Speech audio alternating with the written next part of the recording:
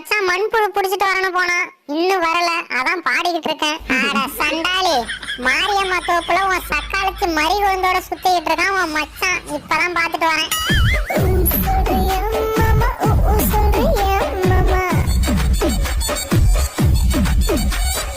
என்னடி சொல்ற? சீக்கிரம் போடி, இல்லனா உன் மச்சான் மறிகொழுந்து கிட்ட மயங்கிட போறான். ஏண்டா மண்புழு பிடிக்க போறானு மறிகொழுந்த பிடிக்க போயிருக்க? இந்த வரண்டாயிரா. Few minutes later. நீ மண்புழு பிடிக்க போனே எங்கடா? கேட்க மறந்துட்டேன். மண்புழு கிடைக்கலடி.